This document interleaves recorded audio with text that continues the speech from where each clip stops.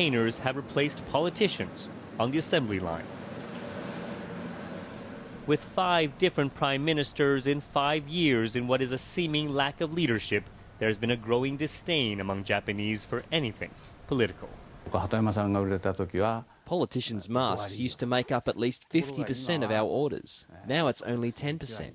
The public feels politicians don't give us anything to look forward to.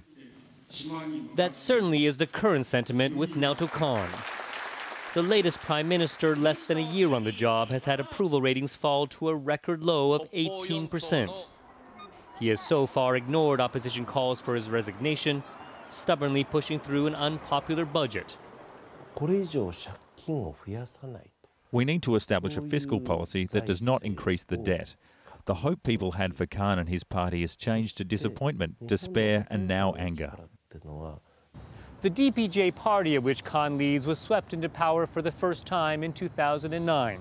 Back then, the majority believed its promises of changing the way politics was run here, that politicians could be less about politicking and more about representing the people. With opposition groups vowing to block the carrying out of the budget, threatening to stall the runnings of government, analysts say Khan needs to act much more decisively. He is seen to be in control. I think Japanese voters in general are still pretty much prepared to give him the benefit of the doubt. But decades of economic stagnation has seen patience grow thin. And the fear is that before too long, the revolving door of leadership will herald in yet another new face into Japanese politics. Steve Chow, Al Jazeera, Tokyo.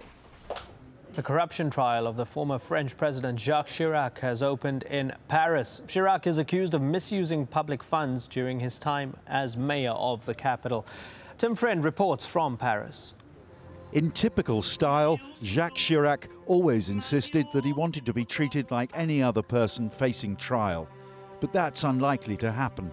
The 78-year-old, one of France's longest-serving presidents, seems to grow in popularity with the French public, who view him with a particular fondness, the envy of other politicians. This is despite the fact that he's the first former head of state to face criminal charges since the Fifth Republic was founded half a century ago. A judge is now considering last-minute attempts to delay the trial for being unconstitutional, but Mr. Chirac says he plans to appear if it goes ahead. The French president has always maintained that he wants to explain himself, and he'll say this better than I, what he judges necessary to say. The agonizing wait goes on for Jacques Chirac, but soon he will know whether he must face trial. This is an historic moment in French politics, the prospect of one of its longest-serving presidents facing a term in jail. He's now in fragile health. His wife, Bernadette, dismissed reports that he's suffering from Alzheimer's disease, but he may find a court appearance arduous.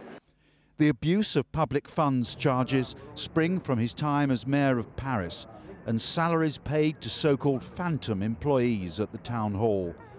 The money was used as part of Chirac's drive for further power in the 1990s, at the end of his 18-year term as mayor.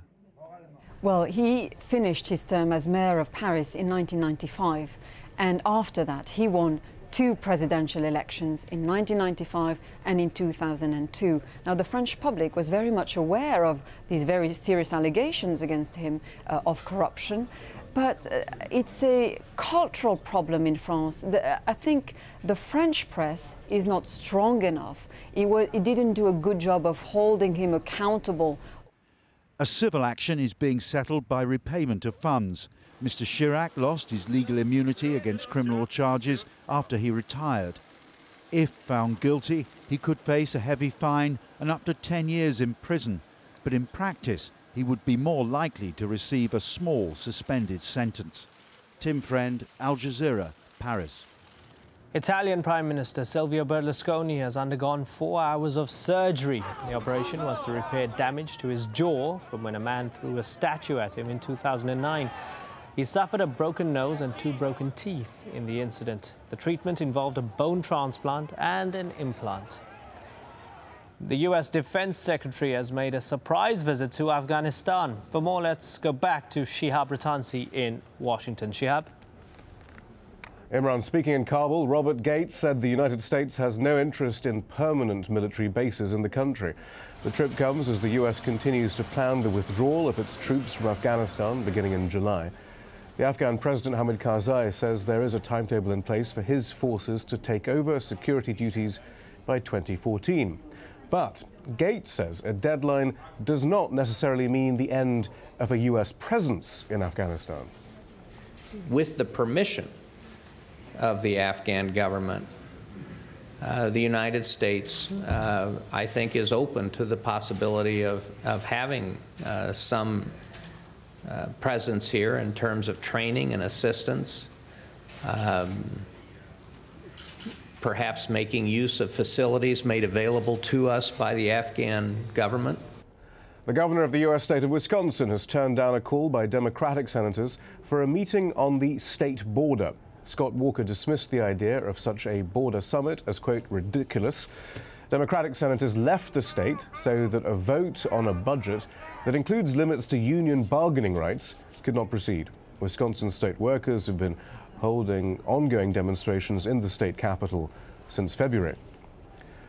Police in the Mexican resort city of Acapulco have found 3 severed heads stashed in black plastic bags. A note left at the scene said the beheadings were an act of revenge. It cited a dispute over an attempted kidnapping in which a man was shot dead. There are growing concerns in Argentina over an increase in domestic violence against women.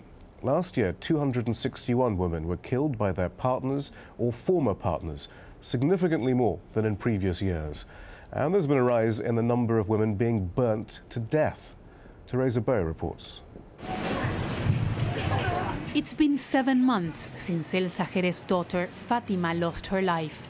She was 24 years old and pregnant. Her mother says she died after her boyfriend set her on fire. He said that she was cleaning as he did with alcohol, but that is not true. Her whole body was filled with alcohol. She was in the hospital for 5 days before she died. I'm still waiting for justice. Fatima's boyfriend was never detained by the police or even interrogated.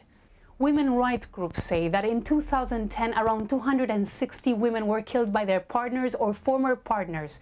Many were stabbed, beaten, shot, and some were set on fire, just like Elsa's daughter, Fatima. So far in 2011, at least 7 women have been set on fire. 4 of them died.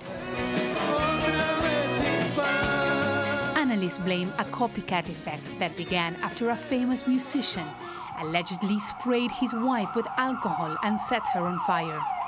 He later claimed that she burned herself while using alcohol to clean a CD. Since then, the same excuse has been used by other men believed to have burned their partners. Domestic violence hotlines have received dozens of calls lately from women whose partners say threaten to burn them alive. Estos varones agresores tienen esta sensación de impunidad. There is a certain impunity when